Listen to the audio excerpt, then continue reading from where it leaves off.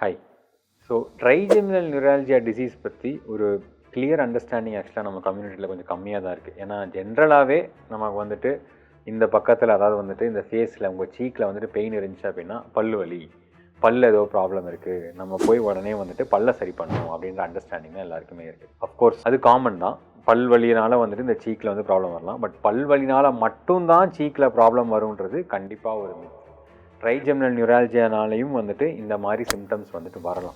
Trigeminal neuralgia although not very common. 1,00,000 பேரில் ஒரு 100 பேருக்கு வந்து ட்ரைஜெமினல் நியூரால்ஜியா இருக்கலாம். ஆனால் நான் பார்க்குற நிறைய பேஷண்ட்ஸ் வந்துட்டு மிஸ்டயக்னோஸ் ஆகி அவங்களுக்கு சரியான சொல்யூஷன் கிடைக்காம ரொம்ப கஷ்டப்பட்டுட்டு வராங்க. ஸோ அதனால் உங்களுக்கோ உங்கள் தெரிஞ்சவங்களுக்கோ சீக் பெயின் இருந்துச்சு அப்படின்னா ட்ரைஜெமினல் நியூரால்ஜியாவும் இதுக்கு ஒரு காரணமாக இருக்கலாம் அப்படின்றத அண்டர்ஸ்டாண்ட் பண்ணிக்கோங்க. இன்னொரு மெத்து வந்துட்டு ட்ரைஜெமினல் நியூரால்ஜியா வந்துட்டு வயசானவங்களுக்கு மட்டும்தான் வரும்.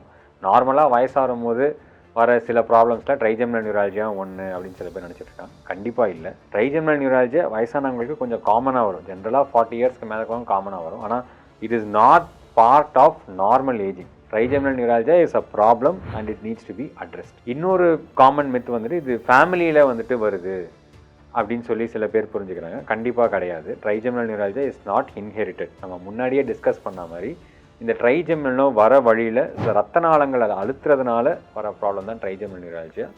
இது மரபணு நோயோ இல்லை வந்துட்டு பிறவியிலேருந்தே வர நோயோ இல்லை குடும்பத்தில் வர நோயோ இல்லை.